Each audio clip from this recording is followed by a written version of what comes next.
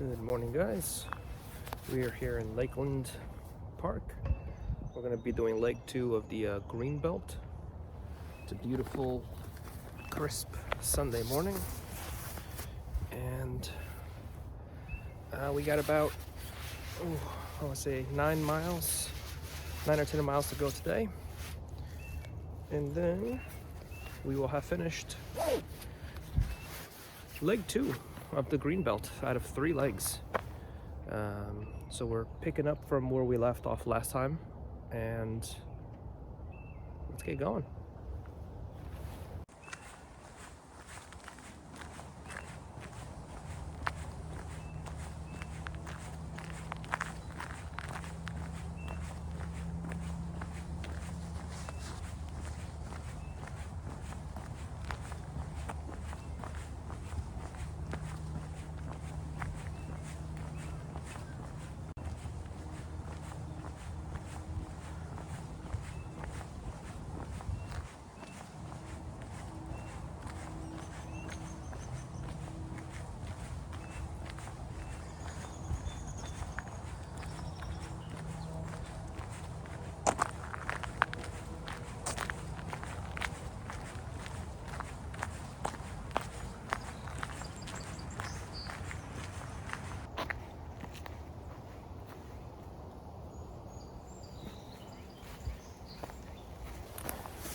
One of my favorite times once again when we enter the woods.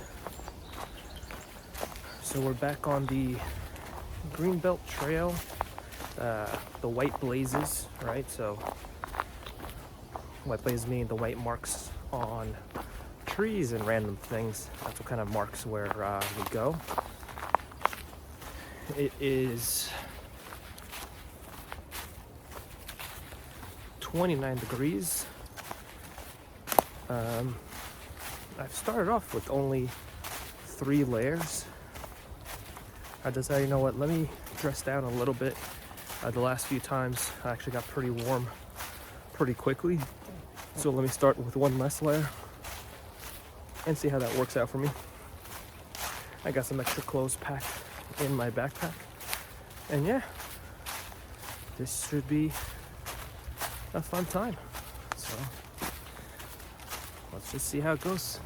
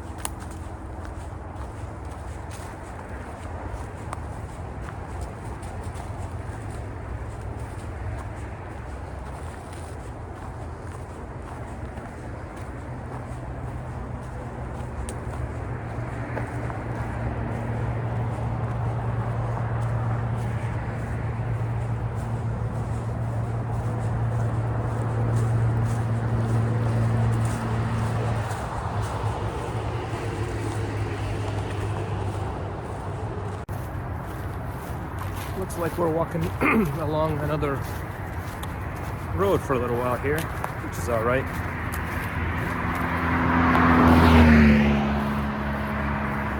sometimes you gotta take the good with the bad. Did you say good? Sometimes you gotta take the good with the bad. But yeah, probably won't be doing too much talking or filming here because it's just road noises. But we'll carry on. Hopefully we'll get back into the woods shortly here. We're under an overpass, and the sound of cars driving over sounds crazy. Also, my face is very red. Guess I'm catching more cold than I thought. But that is a crazy sound. Yeah, it's still on the road though, so we'll carry on.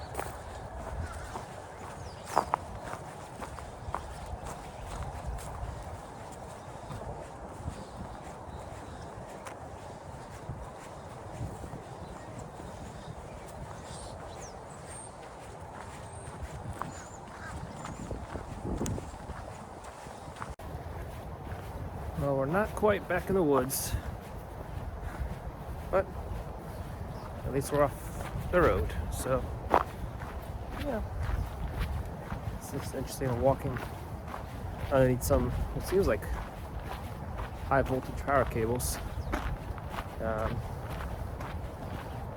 Pretty wide space. Trees are looking lovely though.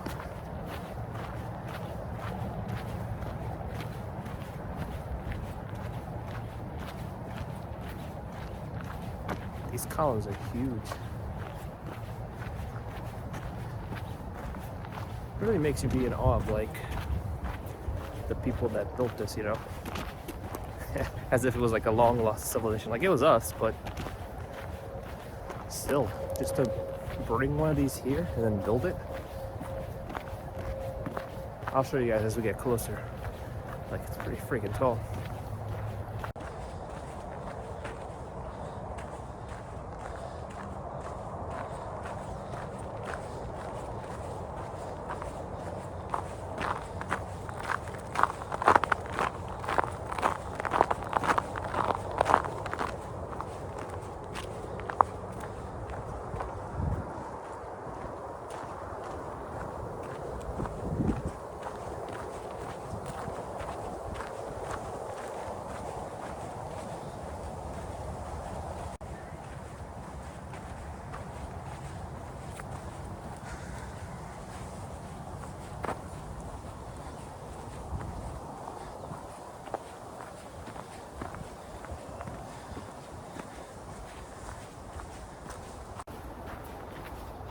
Alright, that's a little more like it. So, let's see, what's been going on? Last week, I saw a meetup on meetup.com, I want to say. Basically, you have like different hiking groups or different hobbies of all sorts. You can like go on there and create a group, and then people who are looking for similar groups can find you, right? Or find each other. So I saw on there hiking meetup, the Long Island Greenbelters. And this is the Greenbelt Trail, right? I'm like, oh, let me go, meet some people. do a quick hike. It was in Cold Spring Harbor, and I had not hiked Cold Spring Harbor before. So, show up. There's like, I don't know, 30 people around there. And it's okay, yeah, we're gonna hike. We might end up separating into 2 groups. But it was like really well done, They had like one person at the front, one person at the back, just kind of keeping an eye on everybody. And it was supposed to be a 4-mile hike, and about half a mile, 3/4 of a mile, I realized this hike is intense. I mean, you're going up and down quite a bit. My calves were on fire. Found out after the fact, Cold Spring Harbor is like the hardest hike you can do on Long Island, which in itself is not terrible because, Long Island is relatively flat. I mean, Cold Spring Harbor goes up maybe 200 feet. But, yeah, it was rough. I did meet a lovely woman named Emily, though. We got some time to hike together. She was really, really nice. So that was kind of like a nice takeaway, but I ended up having to turn back because I just couldn't keep up with them. I mean, these people were like, and they were taking breaks, don't get me wrong, but it was just like the breaks were barely enough time for me to catch my breath, and then we were off again. It was just so intense. So as I continue on my hiking journey, one of these days I'll go back, hike it at my own pace. And now it's kind of like a mental thing, like, oh, I had to turn back, so I want to go there and hike it. But it's more for the challenge. The views are all right. I mean, you do get on top of like the harbor, so you can kind of look down, but it's pretty covered up by trees, so it's kind of hard to see. But for those that want a workout, Cold Spring Harbor, that is a workout. Oh, smelling a farm and like horse poop. Reminds me of Connecticut. Oh yeah, I can see a horse here. Let's see if you guys can see him.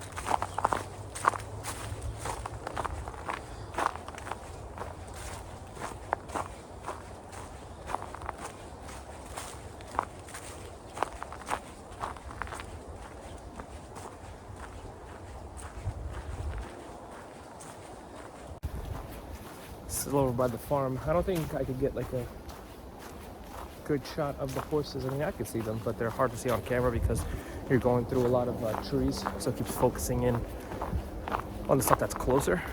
But yeah, this farm's pretty big. I didn't realize this was here. It's lovely. And I mean, I'm sure you guys are seeing on the video, but the trail continues to be very well marked. So I'm very happy. Shout out to the Greenbelt Association, or the volunteers that maintain and mark the trails, because like I said, the couple times that I kind of like just stopped and looked around to see where the blaze was, the white mark on the tree to follow the path, it was pretty clear. I've never once had to like kind of figure out. I mean, obviously I have a map. I'm referencing it just to get the lay of the land to what to expect. But I'm trying to think, would you be able to hike this without a map? It might be tough, especially on the road crossings, because the road crossings are probably the most important spots to kind of figure out where to go. It's not always clear.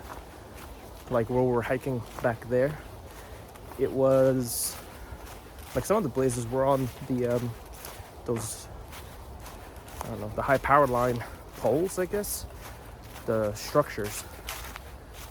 So I guess if you know what you're looking for, it's not too terrible. But yeah, I would say as long as you have a map and you can kind of sort yourself out, it's a great trail. And now we're definitely more in the woods, which is what I, as you guys know, enjoy. I do keep seeing downed trees, which typically is an indication that you shouldn't go this way, but so far I've just been crossing over them with no problems. Hopefully it continues on that path. I'll show you guys, there's another one coming up here.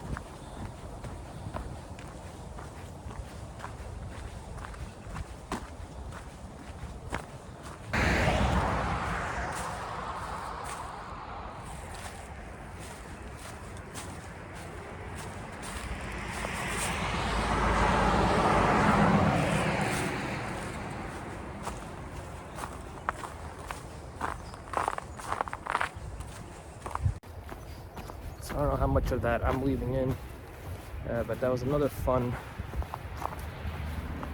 road crossing.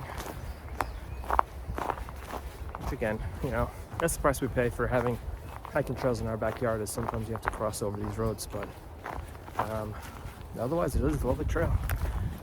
As you guys can see, kind of back in the woods. There's a house to my left, but the trail does seem to be going deeper into the woods, so you know, I hear cars in the background. Spots of enjoying it, maybe not. Well, no, I wouldn't say there's no spot of not enjoying it. See, there's another fallen tree. I don't understand why. Yeah, let me show you guys.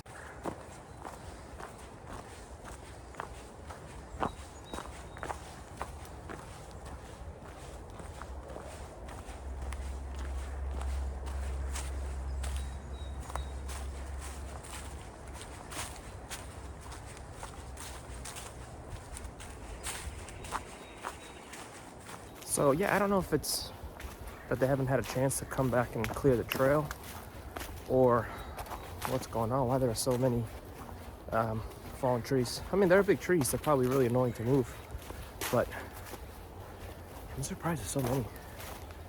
Like I said, normally fallen tree, or like a collection of branches or pieces of wood across a path, means that it's cut off.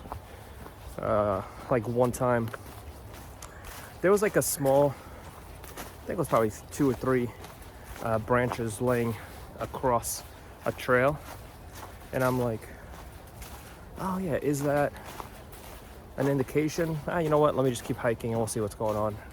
And like half a mile down, it was completely flooded, like the trail. Here's another one, by the way.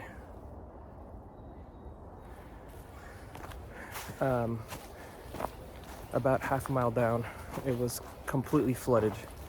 There was no way around it. Like, you know, sometimes you hit water, you can go up one side, up the other. There was no around. That whole area was flooded. So I had to backtrack and loop around to get back to the end, and that was like, I don't know, an extra 2.5, 3 miles. Wasn't terrible, wasn't the end of the world. But, you know, if you see a bunch of branches laying across, or a bunch of pieces of wood lay across the trail, and it looks pretty obvious like a person did that, I would heed that as a warning that something's wrong with the trail up ahead. You might want to turn around. And if not, you don't want to find out what's wrong, you might get the same benefit I did of just getting some extra hiking time in.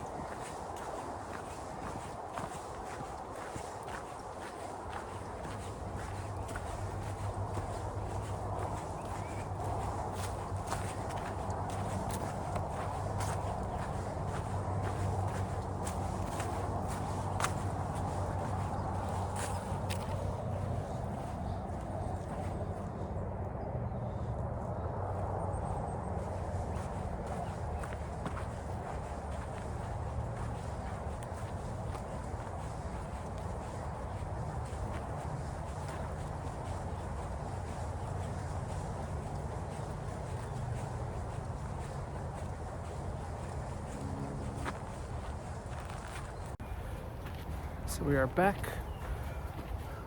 on the path with the big power columns.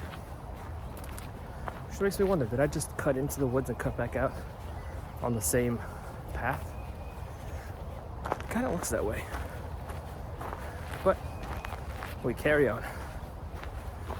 There's a nice bit of open trail over here. Lovely day, not a cloud in the sky. I don't know if you guys can even see that because of the sun glare, but it's like 30 degrees. So far, yep, losing that layer has worked. So I just have a thermal, a sweatshirt, and then this, I guess I call them a puffy, really like a windbreaker slash kind of rain jacket. And so far it's been working really well. Not cold at all. Except maybe in my face, but my head is toasty. Just where the wind is blowing on my cheeks. Yeah, this is kind of like a more industrial area, I guess you could say. So I also hear cars. So I'm guessing there's a road crossing coming up in our near future. Alright, today we're going to end up in Blydenburgh, which is a really nice park. I love that park. So that'll be a fun place to kind of call it quits. But still, I don't know, 5-6 miles between here and there, so we best get to it.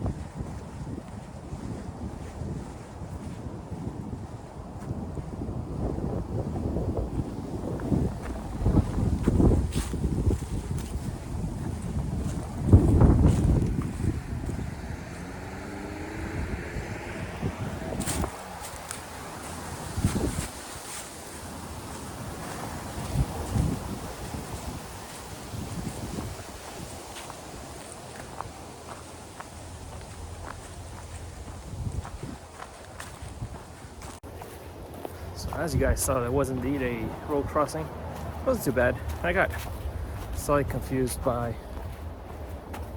the mountain bike trail. Oh, another log to cross over. See that? Again, it looks like it just fell over, hasn't been cleared yet, so I'm not too concerned. If there was like 2 or 3 of those stacked on top of each other, I might have to look at my map and see, you know, if there's a detour I can take and catch up with the trail later on. Because like I mentioned, that usually means there's some bad thing coming up ahead. I will say this part of the trail definitely goes up and down a little bit more. It's a little bit more hilly than the first part, which is not bad. Still not much compared to Cold Spring Harbor, but you know, for those of you that are looking for more flat terrain, I would say the first third, I should say, it's definitely pretty flat. All right. Looks like we got some climbing to do.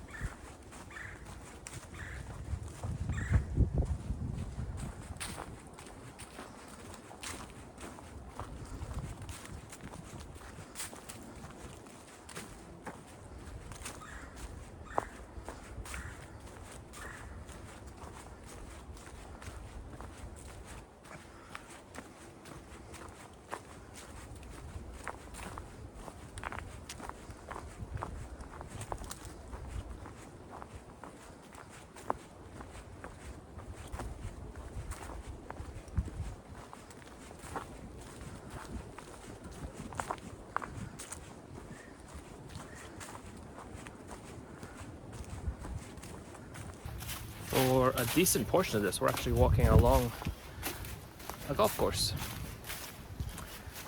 Looks kind of wacky. There's like a little cutout path. So it's like golf course fence, property of random homeowner fence, and a little path right between it. I guess maybe this is part of like the easements or the deals that people signed to make sure that we could have the Greenbelt Trail. But yeah, it's interesting walking along like this fence that has like spiky things on top so that people don't climb over it. Go figure.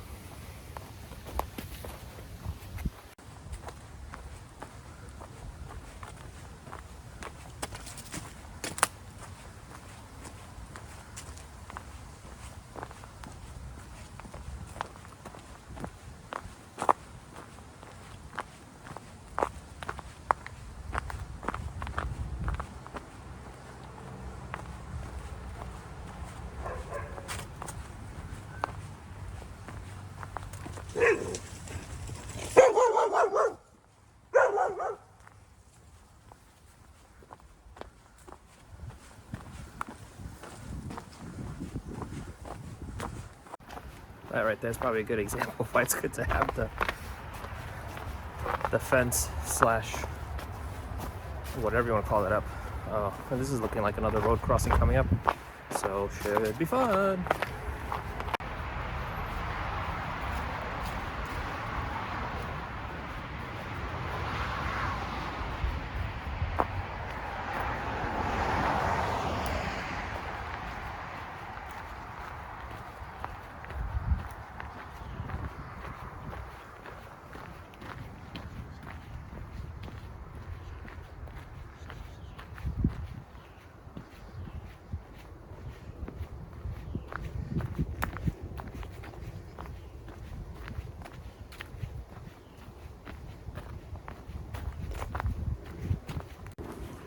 Maybe not another road crossing.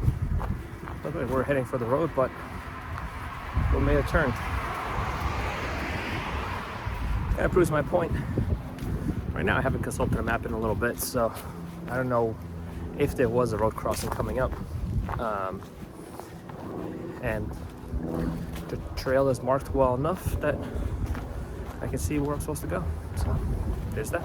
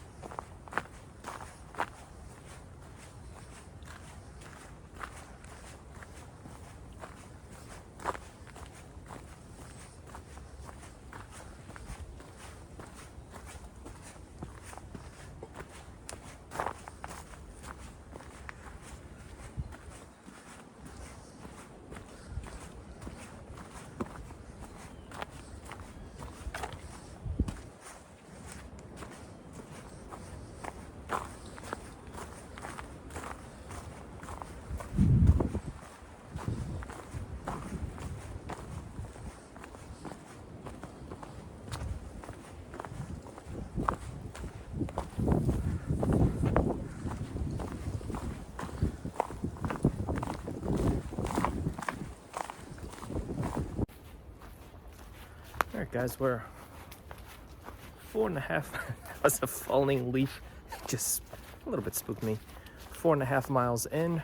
Oh, we have some more little bridges coming up. Hold on, let me record this for you guys.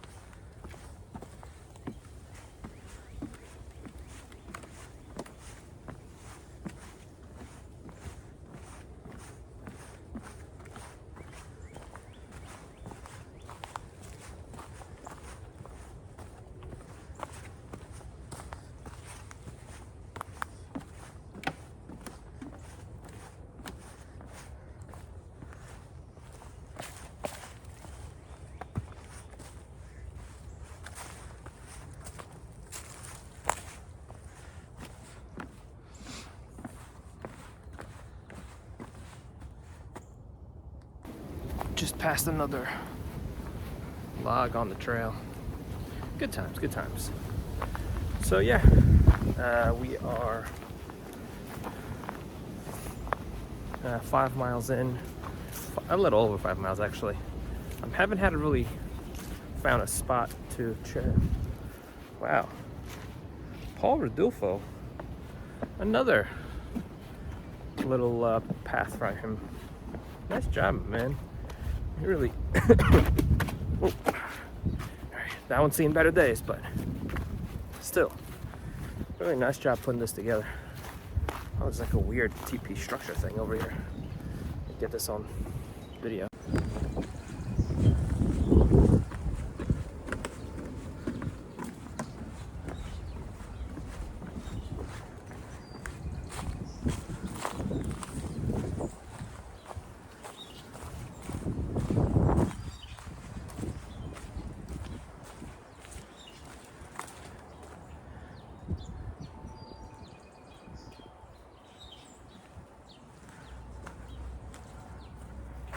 Okay, might be able to take a little break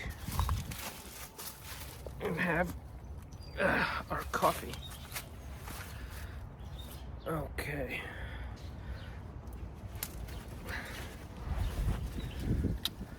Sorry, I know the camera's kind of shaky right now.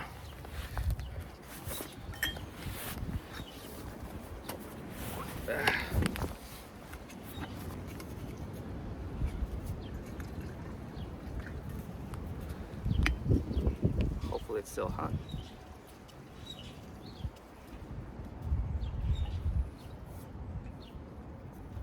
It is not. That's a shame. Well, 4 hours. We'll fix this. Now we know 4 hours is really the limit for this thing.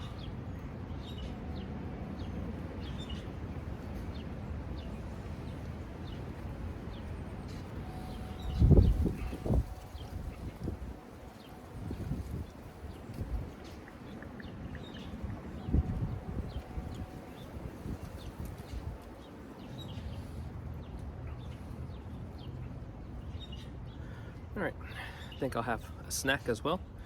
Then we'll get going. See you guys in a bit. All right, guys. Just crossed over the road over there.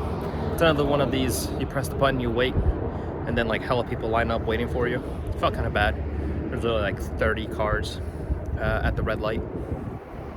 That's what you gotta do, I guess. Oh, there's a little like information poster over here, so I'll show that to you guys.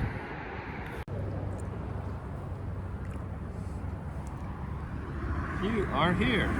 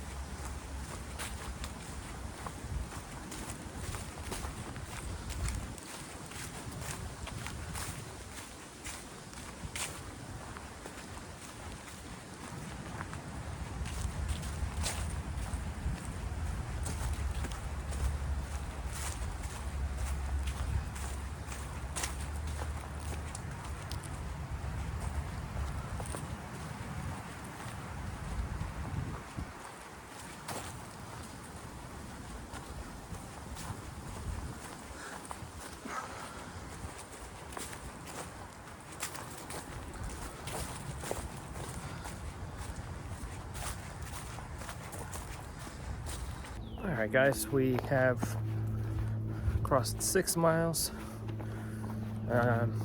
We crossed through 47 a little bit back there. Ooh, there's a lot of roots and stuff over here, just north of 347. I guess we're in the Nisqually River section of this. Yeah, so far so good. We got roughly 3 miles to go. Again, pretty muddy. Kind of back and forth on whether I should have worn my hiking shoes. Not necessarily the waterproof ones, but my outers are getting pretty muddied up. Thankfully, I do keep finding quite a few of these guys to help me cross. So shout out to, whoever has been putting these down. It seems like Boy Scouts for the most part, as this is one of their scout projects, Eagle Scout projects. Not too familiar with it myself, but I do enjoy outdoors.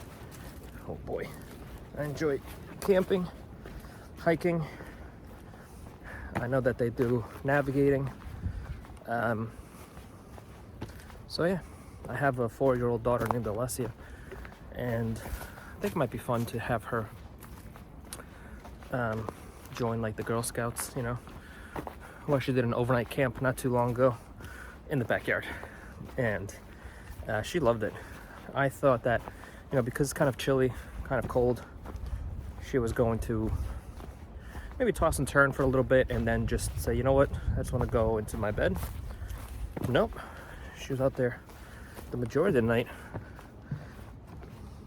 She did eventually wake up at like 5 in the morning and say she had to use the bathroom. So I walked inside the house with her, and then we walked back outside. At that point, she had gotten pretty chilly, and she tossed and turned for like half an hour. And I kept telling her, like, hey, if you want to go to bed, it's okay. And she was like, no, I want to camp. And then eventually she said, Dad, I can't fall asleep. I'm too cold. I said, yeah, baby, let's just get you inside. I think she just had a hard time warming up, because, it's not like she put on all her layers to go inside. She just put on like her jacket, went inside to pee, came back out. And at that point, I guess she got too cold. Like, when you're camping, really your body heat is what makes you warm. Like, if you're freezing and you get into a sleeping bag, it's going to be a while before you warm up, because really it's reflecting your body heat back at you, the body heat that you're radiating. If you're not radiating body heat, that's going to be tough. That's why, like I said in previous videos, they always say if you it's easier to stay warm than it is to get warm. So if you get cold, it takes that much longer to get warm, because a lot of the ways we make ourselves warm depend upon body heat. Like gloves. If your hands are freezing, like if you had your hands in snow for a while and you put on gloves, you don't get like an instant, oh, this feels so much better. No, it takes a while. It takes a while for the gloves to do their job and actually reflect your body heat back at you. And it takes a while for your body to actually provide that body heat to your hands, right? I mean, it shuts it off. Little defense mechanism. It turns off body heat to extremities to protect your organs. So,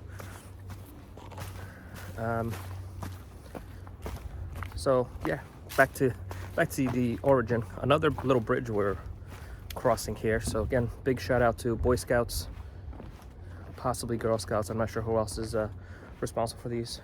Oh, nice little stream over here. Let me show you guys.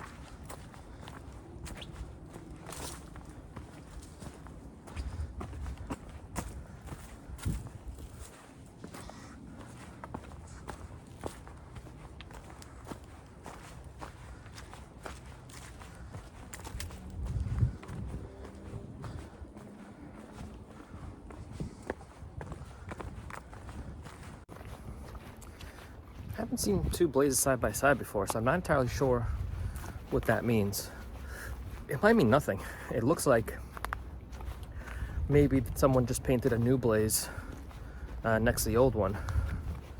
Yeah, it's up here on this tree as well. So yeah, I'm not sure if there's any special significance. Maybe it's like, be careful. I don't really see too much to be careful of, but you know, I'll keep my eyes out.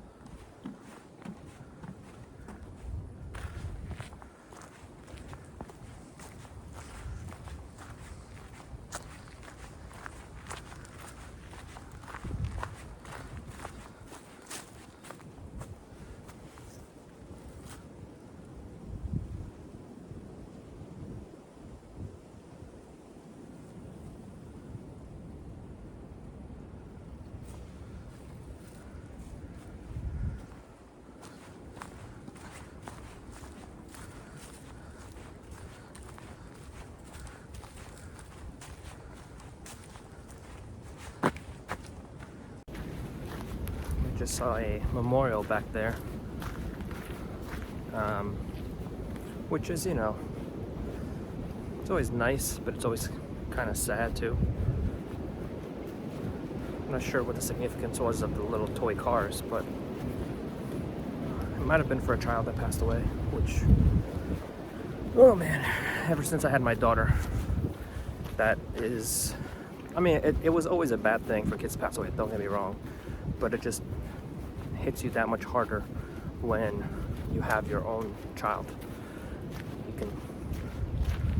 You can't feel what someone is going through, but you definitely get a hint, especially when you have a child and imagining them in that position. So that's why, you know, it's nice to celebrate someone's life, that they were here, they added to this world love, happiness, they impacted the people around them.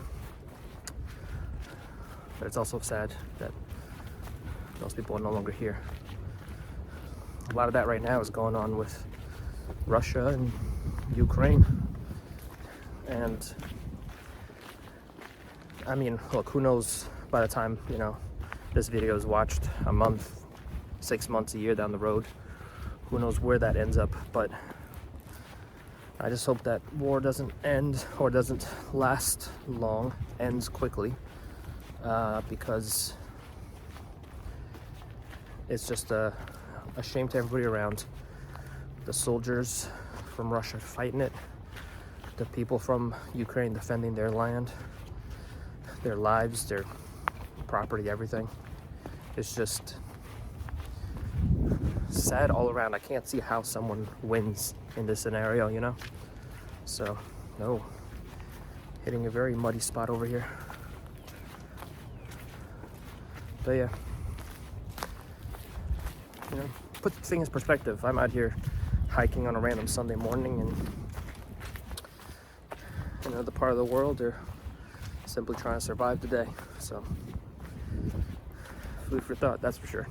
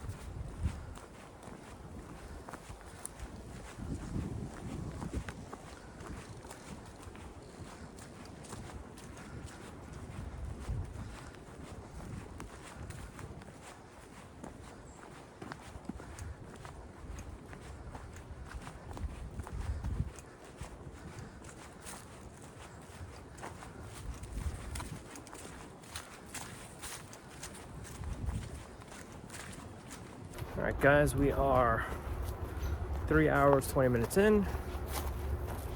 We just passed the 7-mile mark. We're right by Uncle Giuseppe's. I did bring some cash with me.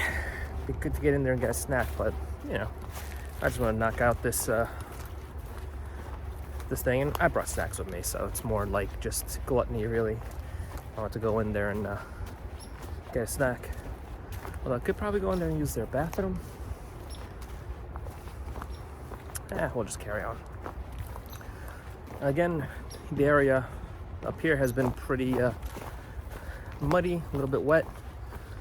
So keeping counting these like bridges, and I'm so thankful for them. So again, shout out to the Boy Scouts, Girl Scouts, whoever's putting these bridges together, allow me to cross these muddy paths in my not waterproof shoes.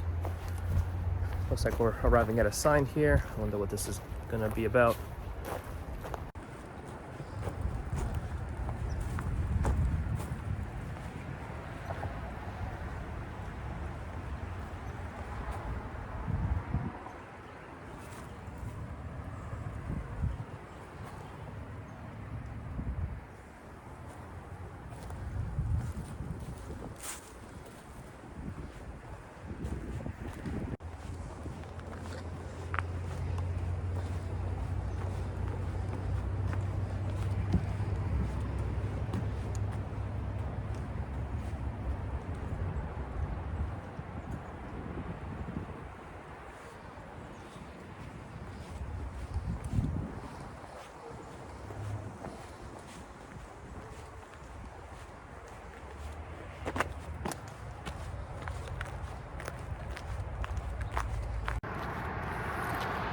Just had another fun road crossing. This is where you cross 111. That one's a little bit tough because there's no lights or anything, so you basically just have to wait. And there seems to be an annoying, I guess, syncopation or lack of synchronization, where there'll be a bunch of cars coming from one side and the other side is clear, and then this side clears up and there's a bunch of cars coming from the other side. So I guess there are like two mistimed lights.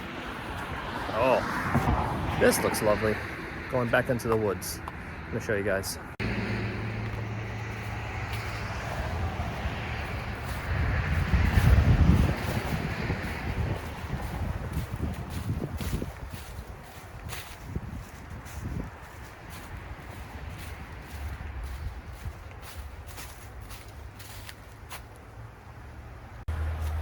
Talk about markings. This thing's marked everywhere. It's like every other tree has a white blaze on it. Oh yeah, I'm seeing this looks kind of similar to what we traversed before, where it's like someone's property on one side. So there's a gate. Probably show you guys a little bit of it. We are 7.5 miles in. So about 1.5 miles to go. Allegedly, maybe 2 miles. There was like a couple of points that I had to backtrack there, but you know, we shouldn't be too far off the mark. So we'll see.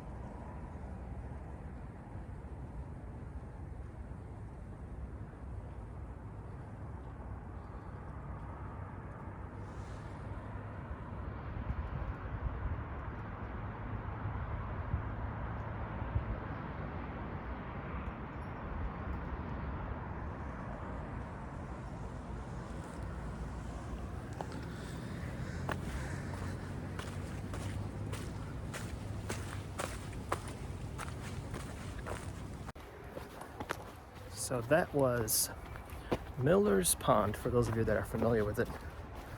So we're getting closer to Blydenburgh. Beautiful area. Some more downed wood. Again, it looks semi-random. I'm not seeing anything to be too wary of on the trail, so I'm gonna assume that's not a warning. Maybe to my to my detriment, to a mistake, but it's all right. Still feeling pretty good. About 7 miles in. I feel like last time I was doing this hike, 7 miles is where my legs started to feel kind of tired. Well, we're actually considerably more than 7 miles in by now. Sorry, we just hit 8 miles. So legs are feeling pretty good. Supposedly we got a mile to go, so we'll see. I think that over by Blydenburgh, you have a little bit more up and down, so it might tire me out, but yeah, a little bit of increase and decrease in terms of elevation, but nothing too crazy. Man, this pond is beautiful. Miller's Pond. There's some ducks down there. Let me show you guys. I don't want to go up and spook them.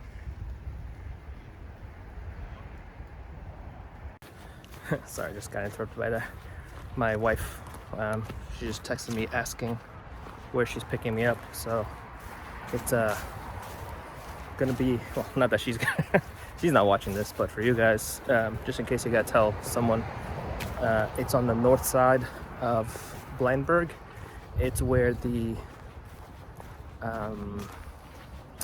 Greenbelt Conference office actually is. So if you know where the Greenbelt Conference is, that's where you're going. Oh, we're gonna get close to some geese. Exciting times.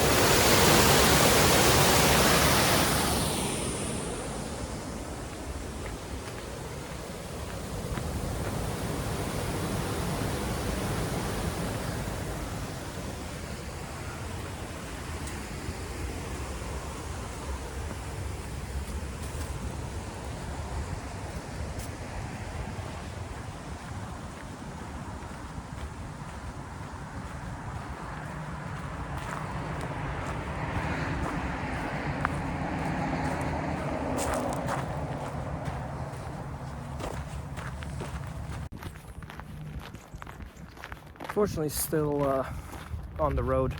This is, I don't know, half a mile, 3/4 of a mile of basically just road walking. So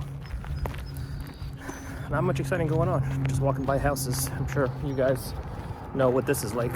So I'm going to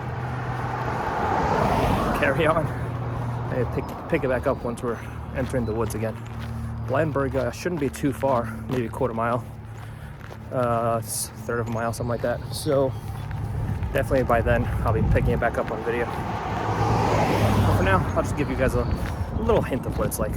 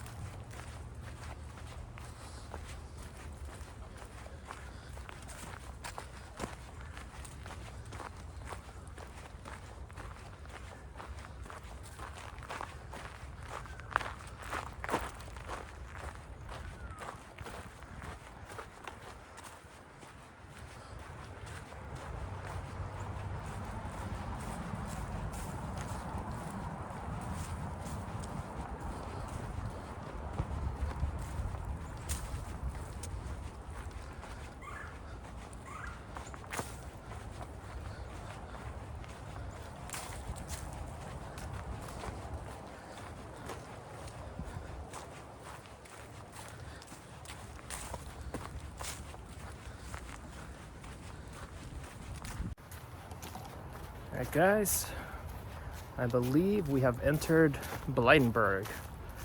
So this is the home stretch.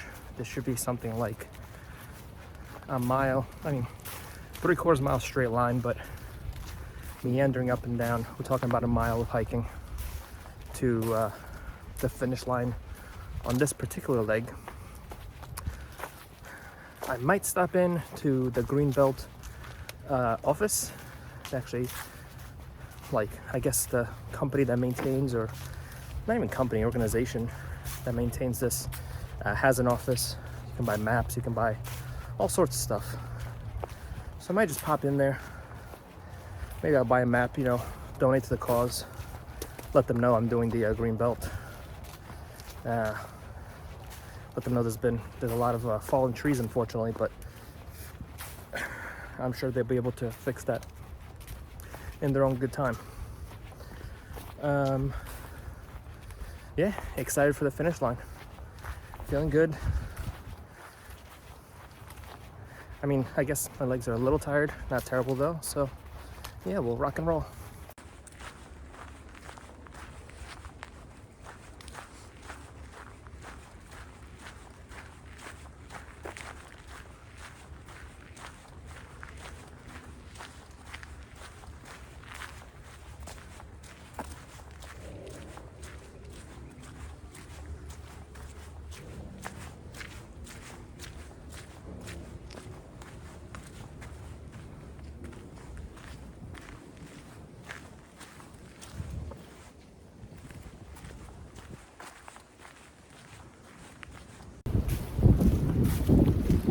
Wind is picking up a little bit, but we are still rocking and rolling.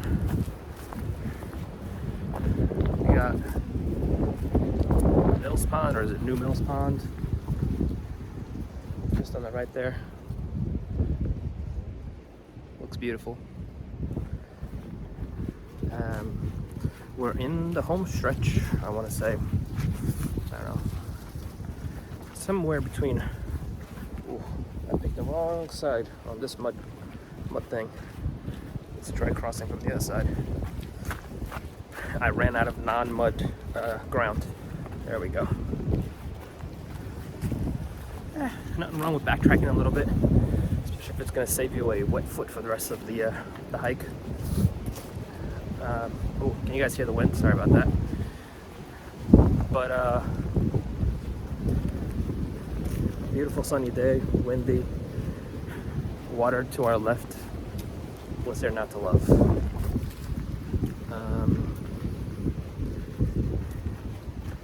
Try to think of what is going to be the next stage. The next stage is going to be from Blydenburgh to Sunken Meadow. You know what I was thinking? So I'm doing this in three legs, right? Which is, I think, the most common way to do this, because it's like 32 miles, 33 miles, something like that. So it's like 11 miles, 9 miles, 14 miles, or whatever that adds up to. 13 miles, I don't know. But I was thinking, this would be fun as a backpacking trip, right? Do everything, camp overnight on the way, and finish it all in 2 days, like a weekend. But then it's but there's no place to camp. But here's what I was thinking. What if I reach out to some of the houses along the way and simply ask, go, hey guys, I want to backpack the Greenbelt. Not up to the level where I think I could do it all in one day yet. And especially if I'm carrying everything with me, it's going to take a little bit longer. I would like your permission to camp in, your yard somewhere. Come in, at sundown, roughly around, maybe just after sunset. Keep to myself. I'm gonna have a cook stove, so I want to let them know about that, just in case they see, why do we see flickering coming from the tent? But just keep to myself, go to sleep, wake up, pack up and head out, take all my trash with me. If someone asked me to do that at my place, I feel like I'd say yeah. you know, one over weekend night. Now someone might say, hey, we want to, you know, charge you for it. I don't know, might still be worth it. What would I pay? Like 20 bucks just for the inconvenience of having a stranger in your backyard. I would have to confirm no pets though. I mean, I don't mind pets. I just don't know how kindly they might take to a random dude camping in the backyard. Oh, sorry. So, just the thought I was having. Might plan for something like that in the near future, especially since it's still looking too cold to go out to Harriman, which is, you know, a state park about an hour and a half away. It has shelters, it has great hiking, great camping, free camping. Basically, you can camp anywhere near one of the shelters for free. Obviously, the same rules apply, you know, just kind of clean up after yourself and all that fun stuff. But don't know when I'm going to get out there. So, just a thought I had. Maybe it's crazy. Maybe everyone's going to be like, heck no, we're not allowing a stranger to camp in our yard. But you never know. If I try enough times, I might get lucky. We'll see.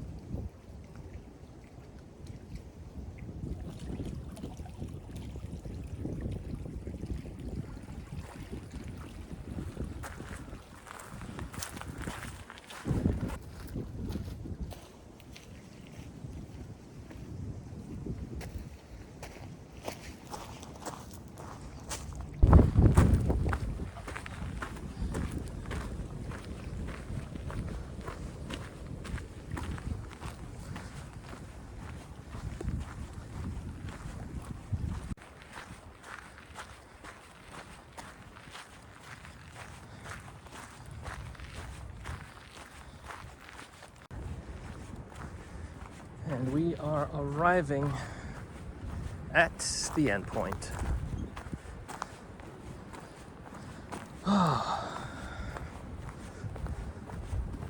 Nice.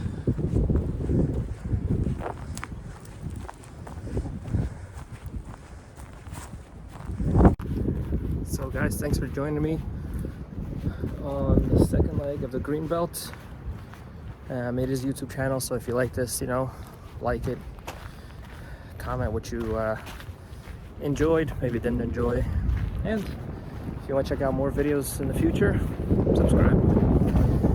With that, I'm DJ, and go take a hike.